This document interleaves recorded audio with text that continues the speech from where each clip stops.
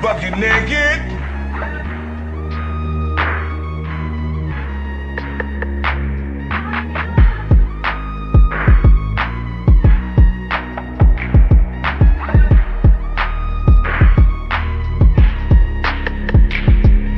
Please hit the gym. Please hit the gym, and the pH needs to be balanced as well.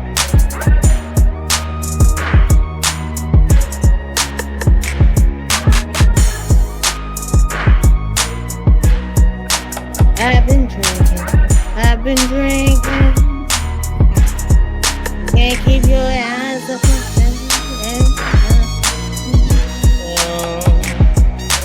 Right now.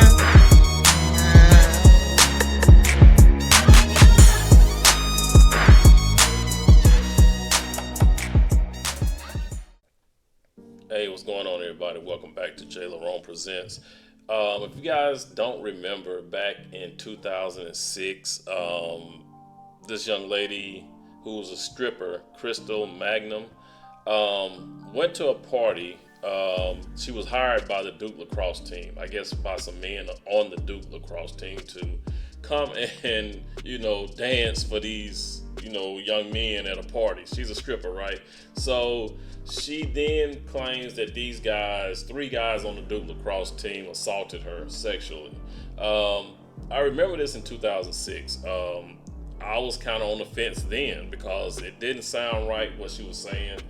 Of course, they made this all kind of like a racial thing, and a lot of people got fired, from their, positions at their school. The Duke Lacrosse team, those boys were, of course, their names have been damaged and ruined and stuff like that, right? All because she lied. So, which we know now, she just came out 18 years later saying that I lied. So it's more of that Me Too, you know what I'm saying? Why should we believe all women? And people get upset when you ask that question, but when you look at what's going on today and what's happened in the past, a lot of these women are coming forward saying that they lied, all because of some validation, all because they wanted to be noticed, right? So yeah, we're gonna go ahead and get into it and let you guys listen to this woman, Mangum, recant on what she said, on why she lied and things of that nature. So if you guys haven't, go ahead, hit that like button, subscribe, share. It helps the channel grow. And let's go ahead and get into it. A first ever stunning admission from a woman who accused Duke University lacrosse players of raping her nearly 20 years ago. The story was a national firestorm. She now says she lied about the encounter. Mangum first made the claims back in 2006, saying 3 members of the school's lacrosse team raped her after she had been hired to dance at a house party the team was throwing.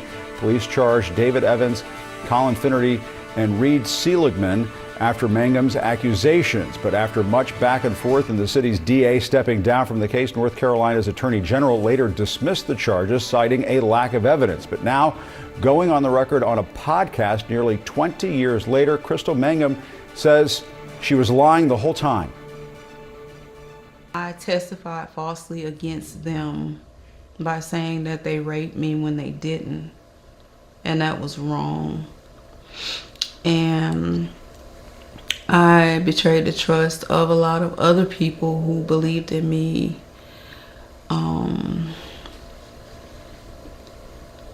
And made up a story that wasn't true because I wanted validation from people and not from God. And that was wrong when God already loved me for who I was, regardless. I didn't need to seek validation from him because I already had validation from him. I just didn't know it. And I hurt my brothers. And I hope that they can forgive me And I want them to know that I love them, and they didn't deserve that. And I hope they can forgive me. And that I hope that they can heal and trust God and know that God loves them, and that God is loving them through me, letting them know that they're valuable and that they didn't deserve that. Joining me now is CNN's Jean Casares, who reported heavily on this case. Jean, give us a sense of how impactful and controversial these accusations and the result were at that time. I remember, you remember this story all too well. I mean, this was literally a firestorm of a story back in 2006. The entire country was watching it, and to hear this admission all these years later, it's just extraordinary. And 3 young lives were destroyed at that time. You know, it was 2006. It was Durham, North Carolina. I was there. I was covering this. And Crystal Mangum made the accusation that she was raped by David Evans, Cullen Finnerty, and Reed Segelman. And there were charges, very serious sexual assault charges that had terms of imprisonment for the rest of their lives. And in Durham, that's where it started, and everyone took Crystal Mangum's side because she came out with details, very specific, graphic details. And the young men said, we didn't do this. But Duke University did not stand by them either. They were just really silent, but everyone was focused that she was telling the truth, they weren't. Then it went to a national level, and their names became household names, and they were taken into court on these very serious charges, and they were in college. They were at Duke University. Furthermore, the lacrosse team, their entire season was canceled. The coach was fired. So there were ramifications from it. Now, 1 year later, the Attorney General exonerated them of innocence. But there's so much more to the story. I was in the courtroom, and Mike Nifong, the district attorney of Durham, was charged with criminal contempt and then also for disbarment of his bar license. And it came out what the truth was. One of the defense teams had a young attorney, just got out of law school, and he would stay up at night reading the thousands of pages of DNA evidence. And he found something in one of those thousands of pages that confirmed that their DNA was not a part of DNA that they had collected from her.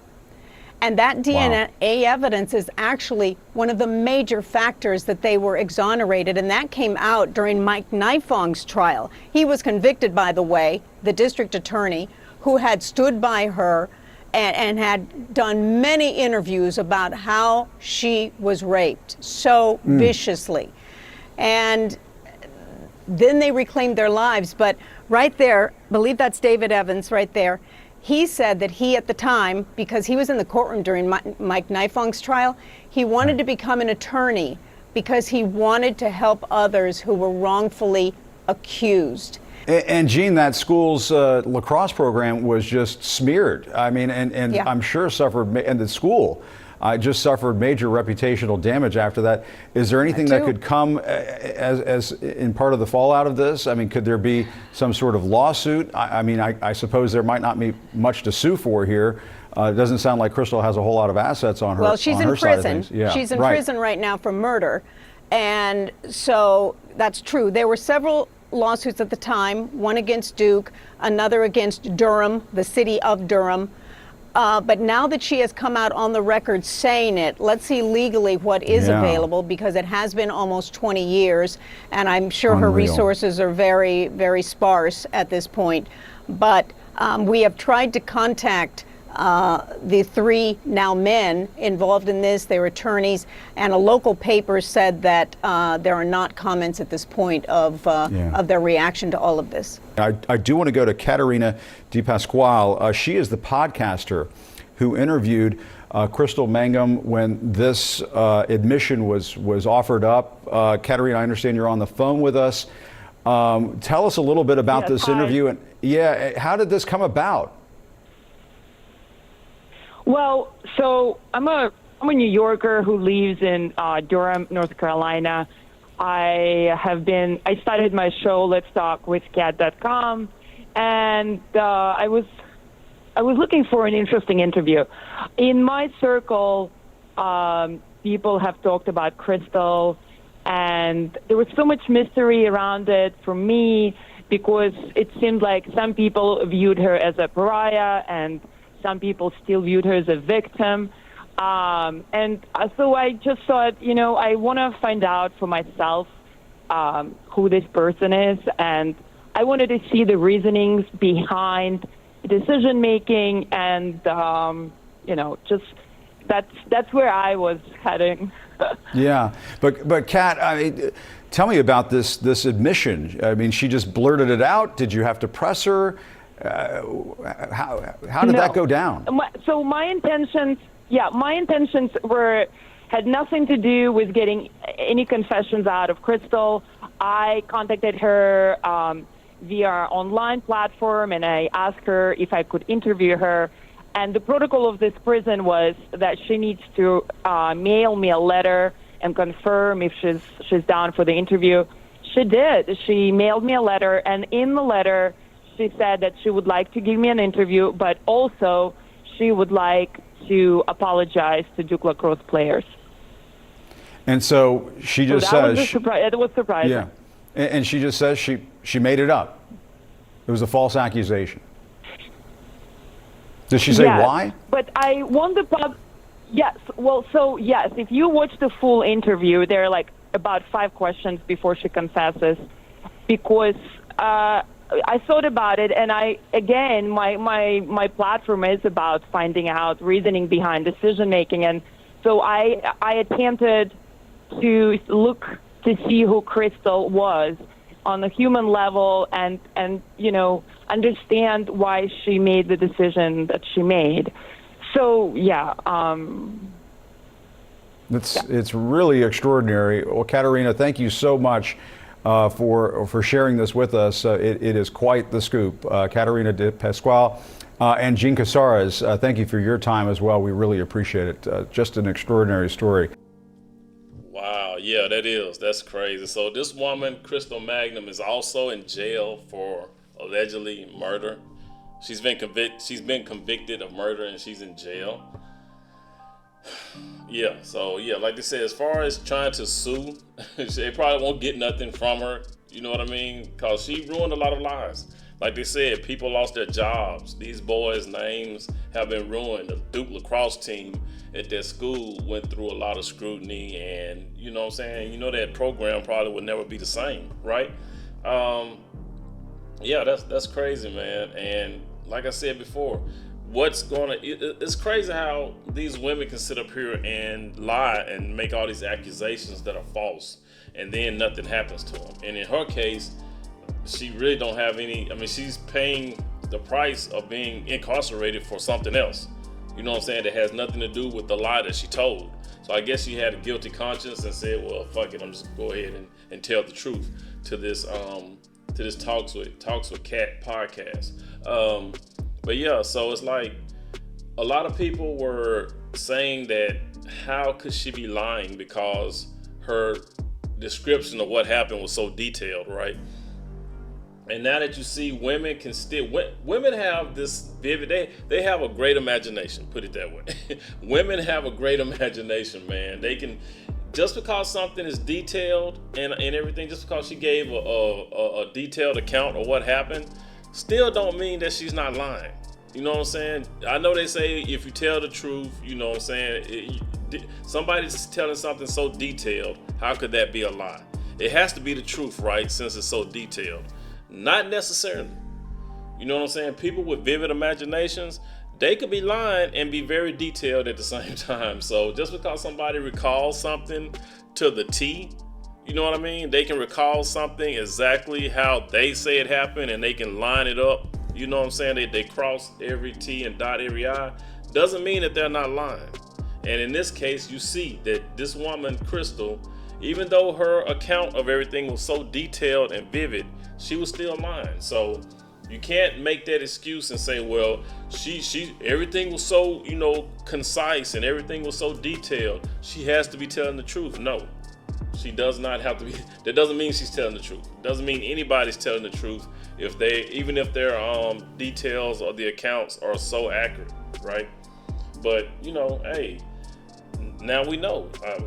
To me, this is, in my opinion, because we should not believe everything that somebody tell you just because they told you. You know what I'm saying? You shouldn't believe them right off the rip. And this goes for men too, men and women. You don't believe somebody just because they said it, right? Just because we had this Me Too movement for women, don't mean you have to believe everything a woman says just because she said it. There has to be some type of proof.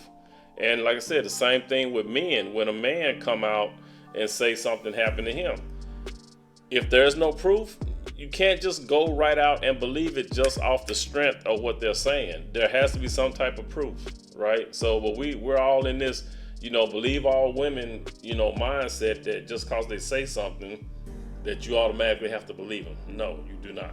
So, you guys, let me know what y'all think. Drop some comments down below. Please like, subscribe, share, and if you have, hit that subscribe button. Make sure you hit that bell notification. That way you will be alerted each time I upload a video. Please be good to yourselves by all means. Let's be good to one another, and I will catch you in the next one. Peace.